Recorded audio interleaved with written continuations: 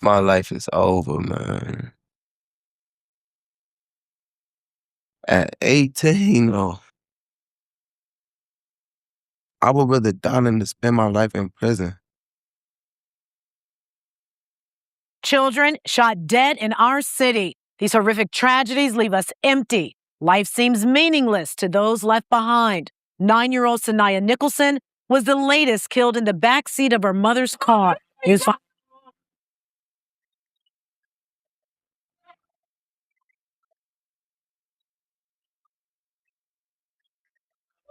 only one that I get like. You're the only one that I get like. Yeah. I hope y'all are having a good day. This one might be a little heavy. But y'all, a mama left her 9-year-old in the car. 9 years old and comes back into a murder scene. I need y'all to understand. I had to read that twice because my brain kept going, no, that's not right. I read it again. I was right both times. All right, child. We're going to get into this together because I can't hold this to myself. However, not to hold you too long, if you do find this video interesting, go ahead and give me a like. Or if you want to keep seeing more videos like this, go ahead and subscribe. I also have vlogs and other reviews on the channel.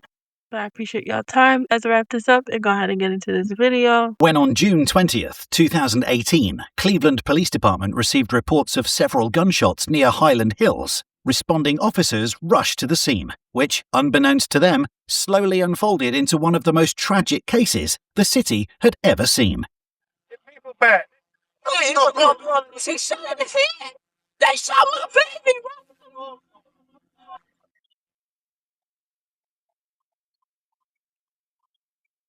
He's coming out there. They see what I want to see. I want to see this one. Get my boy. Oh, it's what happened. The victim of the shooting, Saniyah Nicholson, who was tragically only 9 years old, had been shot in the head while sitting in the back of her mother's car. While EMS also arrived on site, the severity of the circumstances left little room for help.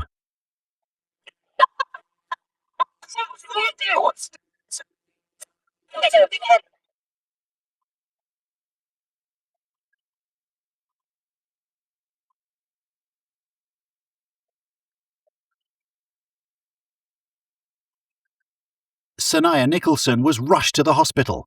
However, the injuries proved too severe, and she was pronounced dead that same evening at only 9 years of age. At the scene of the shooting, officers cleared the site and began asking witnesses about the exact sequence of events, trying to understand what led to the brutal killing. What investigators quickly learned was that, shockingly, multiple people were involved in the shooting, and as more evidence was uncovered, officers arrested multiple suspects, including 17-year-old Bruin Harrison and 18-year-old Aaron George, who were brought to the Cleveland Police Department for questioning. Last week, a 9-year-old girl got killed in our city. And we know that you were involved. We're sort of giving you this opportunity now to sort of come clean, tell us what the motivation was, how you found yourself in that predicament. Me personally, there's no explaining for me, because my intent wasn't, you feel me, like anything that went on. Now, how I found myself, you feel me, wherever, whenever, it's just because, like, On June 20th, what are you doing? what was June 20th? To Wednesday. Wednesday. What time? Probably at work. Were you with CJ that day? And then June 20th. two guys? Yeah. I think so. Think hard. In a car? I do remember getting in the car. Aaron George went through the timeline of the day of the shooting, explaining that in the early afternoon, he was picked up by his friend CJ and someone called Devonte, who brought his brother Bruin along, two people Aaron didn't really know at that time. You know what We were at this time? like early, I think probably like 12. Oh, it's like early afternoon? Yeah. Okay. So we was with each other for a minute. Okay, go ahead. Where'd you guys go from there? I mean, we went a couple places, you feel me? Like down the way, King Kenny, we kept on going to the gas station, back and forth to the gas station. We could be walking. I went up there to the court. We hoop, indicate. It's a court back there. And then around by like, I want to say like what, Probably not even that late. Probably like 3, 4-ish. We start riding back out. You feel me? Riding back around. Okay. And where'd he go? We was trying to go to the raid. You feel me? But ain't nobody had no gas money. So long story short, we get to ride around. We rode around and we stopped. Like the car is shut off on it. We didn't nobody in the car have no more money. You feel me? We had spend it up on miles and shells and stuff. We stopped and the car stopped on Lee and Harvard. Right as the group arrived at a gas station, they got into an argument, primarily because they had run out of gas and nobody had any money to buy fuel.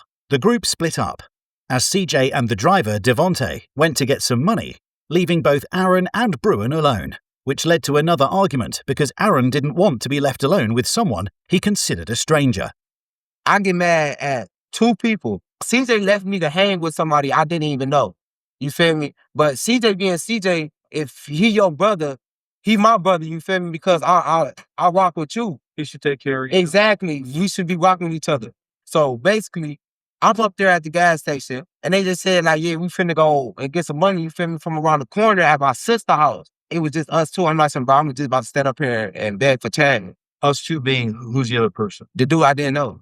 He was like, bro, we could just walk around and do that. I'm like, all right, bet. Aaron and Bruin, who had both become increasingly impatient, started going around the street asking strangers for money to get the car running again. During that time, they coincidentally ran into CJ and Devontae, who had just returned with not only no money for fuel, but also even more trouble. And then I was trying to spare and hear him out. The first time, I'm like, oh, these are just babies. These are kids. But these ain't babies. These ain't kids. These little boys be hopping off the porch now. Or even when I was a kid, I was seeing kids younger than me hopped off the porch. So I can't even sympathize with these young men because, come on now, y'all on some bum stuff early in life. Like you're 17 to 18. And y'all already out here begging for gas money. Like, why y'all not working? Why y'all not doing it productive? Like, come on, man. It's just tragic. Like, like they salty. They mad. So I get mad because CJ mad. You feel me? I'm thinking like he just got beat up. You feel me? Is that what he said? What? No, he didn't. He just came back. Well, you feel me? You feel me? Like he just going off. You feel me? So I'm like, so bro, what just happened? Hold on. What just happened? So he talking about, yeah, playing crazy, da da da da. So I'm like, bro, I'm about to call my dad. They said you don't have no phone. I'm like, all right, bet. I'm about to walk with y'all until I find a phone so I can call my dad, and I'm about to leave. They like, bro, you ain't gonna ride with me? What you mean? You ain't gonna ride with me? They basically said, like, is you gonna fight with me? And I just said, where they at? Where they at? You feel me? Like, Aaron claims that although he initially intended to go back home, the group coerced him to stay and look for the other group with whom CJ and the driver had gotten into an argument earlier. So we get to walk around again. Then we went to, I remember going to the Taco Bell with the dark-skinned dude. Then we walked back down the street. And dudes just get to looking. Dudes just on the corner of the street. And I'm walking up. I'm looking at them looking at us. You feel me? So I'm like, bro, who is these? Is these the dudes that you got problem with? They looking at me. Like, or they looking at us suspicious. You feel me? Like, I'm thinking they about to get the shoe and they can do whatever. As Aaron, Bruin, CJ, and Devontae, the driver, walked back toward the gas station, they ran into the group with whom they earlier had an altercation, which in turn unfolded into another argument. Interestingly, investigators later learned that around this time in the interrogation, Aaron started to leave out crucial details, such as that before the confrontation, they had been kicked out of a Taco Bell by security, where they had seen some members of the other group inside the restaurant. So the dude I didn't know, he pulled something out, you feel me? Like, bro, we ain't worried about that. That's when I noticed, you feel me? That's when I noticed CJ had a gun. So I'm like, bro, I've been with you before we even got with these people. Why wouldn't you tell me you had a gun, bro? I just got out of jail. You feel me? Like, I got a job. If I get caught with you, they already know what's up with me because I went down for aggravated robbery. They not playing with that. So he get to talking about, oh yeah, you da-da-da, you already know this type of life I get into and all this other shit. We get into that little argument like that. So now they see, the dudes at the corner see me and CJ like we're going back and forth like we about to fight. So they get to laughing. So I turn back around. I'm like, bro, CJ, bro, you feel me? Come on, you feel me? And it's a lot of people out here. It's daylight. I'm basically just telling him like, but I don't try to shoot him. You feel me? So he was like, all right, bet. Come on. So everybody listening. So long story short, I got $2 in my pocket. I put the $2 in the gas can that he had, like a spare gas can he had in the truck. So I put the $2 in the gas pump, and then I put the gas in there and I got in. Now, the dudes was standing right there. He's still mad, but I know CJ, I can calm him down sometimes, you feel me? So I'm like, somebody, you feel me? We out, you feel me? I'm about to go wake my dad up. We about to go get some more, you feel me? Like some orange bed. Pull this way. So I'm like, but they down there. The dude ain't even listen to me. Okay. The dude that was driving didn't even listen to me. Is it the same guy that was driving? That was the same exact one. The dude didn't even listen to me. So that's when everything just started, you feel me, clicking to my mom. But your brother got a gun. If I try to stop you from pulling over here, what's to say that he not gonna shoot me? Okay. I don't know these people. Only my life was in CJ's hands for real. Okay, go ahead. So we pulled out the gas station and he just got the fire. At approximately 7:15 p.m, the driver, Devontae, followed CJ's instructions and drove onto Lee Road, heading in the same direction where, minutes earlier, they had the confrontation with the other group. Brother was like, what the damn, that was driving. What you mean? So your brother didn't even know what was going on. It just happened so fast. Although both Aaron and Bruin claimed that this in itself was an unexpected maneuver, investigators concluded that the group directly provoked an escalation by first searching for the other group and, upon finding them, getting into another argument, flashing their weapons and leaving, but only for a moment before eventually seeking revenge. Did he say anything before he shot? Not to me. I don't even think he said anything to nobody in the car. Only thing I remember is ducking down. The bullet almost went towards my head. How many times did he shoot, do you know? I don't know. After two shots, I'm like, but stop. I did like this through the back. My fault. I did like this through the back seat, bro. And that was it. It's like I felt the wind from the shot Coming at you. coming at me. And then when I looked over, the window then got busted out. It's a bullet right here and went past. And I just ducked down. The only time I said something to them after that, I'm like, bro, call my dad, bro. I'll probably been shot. My adrenaline running. Detectives concluded that although Bruin also carried a weapon, CJ was the only person in the car who fired at the other group. As the car rolled up on them, more than 24 shots were fired between the groups, with one stray bullet hitting a car parked down the street in front of a gym, where 9-year-old Saniyah Nicholson was inside, waiting for her older brother to be picked up from boxing practice by her mother. In the midst of this, the stray bullet tragically struck Saniyah in the head. At just 9 years of age, she lost her life as a result of the unfortunate circumstances. So then after that, what did you guys do? Took a moment for that young lady who lost her life.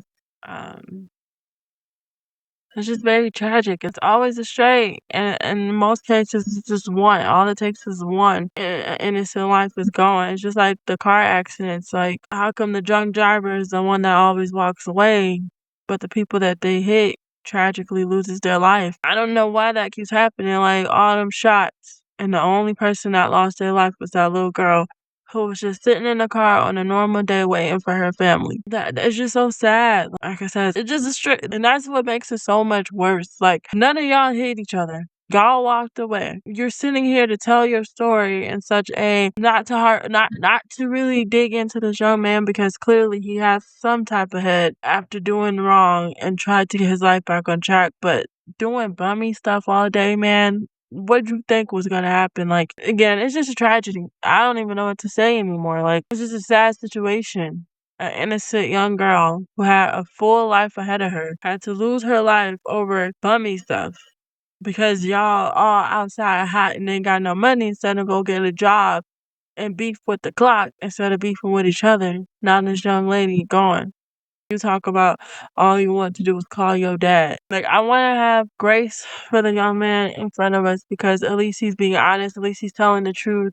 He's not trying to hide what happened. But, God, man, what y'all did, like, it was just wrong. It's just a tragedy. It's just, it's a repeated cycle. It just keeps on happening. And all these innocent young lives keep getting taken for no reason. Let's hear the rest of this tomfoolery. I left. I told them, I'm like, bro, I'm going to Garfield, bro. Drop me off. Okay, so they drop you off. But they don't drop me off at the hospital. Yeah, they don't drop me off at my house. They drop me off on Wood Hill. 79th. Contrary to Aaron's claims that he was simply dropped off, security camera footage captured the group approximately 15 minutes after the shooting, driving up to Holton Avenue, where they agreed to get rid of the car. Whose idea is it to go to Holton and get rid of the car? CJ. CJ's idea. So all four of you guys, your brother, CJ, you, and this other guy, roll down to Holton. 50 minutes later, they were caught again on camera, arriving on the same street, but this time in a different car, to dispose of more evidence. And then about a 9-year-old girl, bro. You see it on the news, didn't you? I didn't see nothing. That's why I'm trying to tell you. You've been all over the news, all over the media, social. Social media. I got an Instagram. I never once seen nothing about no 9-year-old girl. Listen, sir. Mhm. I'm gonna be totally honest with you. I really don't know how to feel right now, man. I know my life could be over with. You could be the last person I'm looking at on the outside.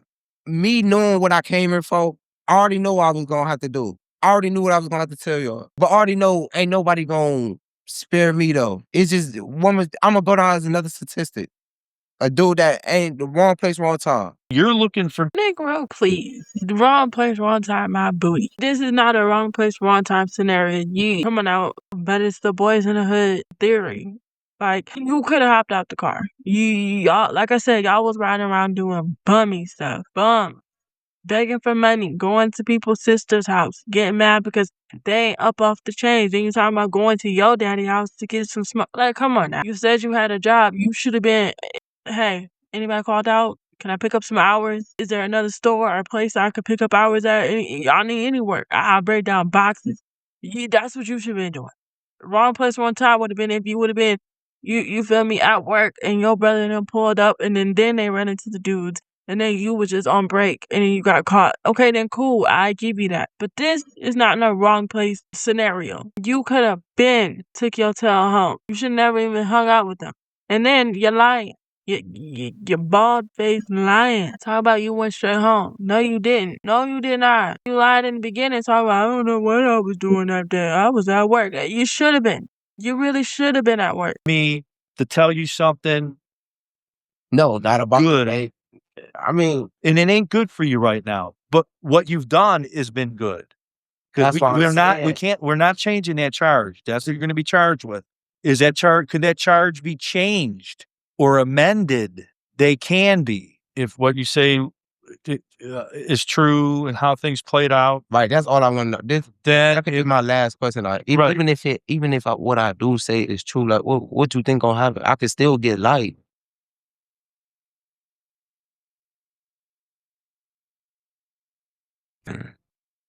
My life is over, man. At 18, though.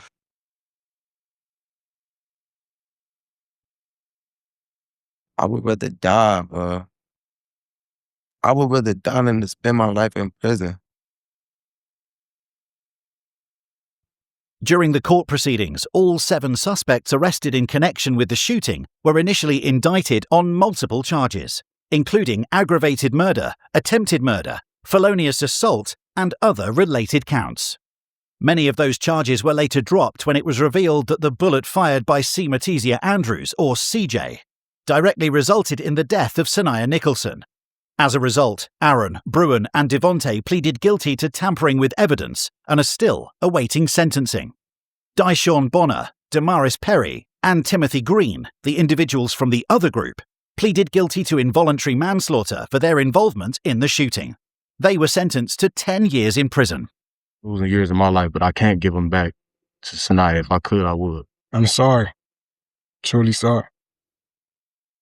If I could bring her back, I would too. I spent years blaming myself for not dying in the car. But her dying. They didn't just kill her. They killed the other 2 as well. These 2 are no longer the same children that they were. I'm not the same mother that I was. Saniyah Andrews, who was initially charged with murder, reached a plea deal that dismissed the murder and attempted murder counts. In September 2020, Saniyah Andrews was sentenced to a total of 22 years in prison for involuntary manslaughter and attempted felonious assault for his role in the death of Saniyah Nicholson. I don't have much to say on this one that I haven't already said. It's just a tragedy. That young girl did not have to lose her life. And those young gentlemen didn't have to be sitting in prison for that long if they just would have made better life decisions. And I know in some communities that may be easier said than done, but we gotta do better, y'all. Like the news report said, young kids keep dying. Like, I don't know, y'all. Again, this was a kind of heavy one. Go ahead and drop down to the comment section if you would. Just let me know your thoughts, your opinions, your perspective here on this video. Go ahead and give me a like. Again, I have more videos coming just like this. If you like it, go ahead and subscribe, especially if you can't find these videos that I could find. But again, I appreciate your time. Not gonna hold you up too much. Bye.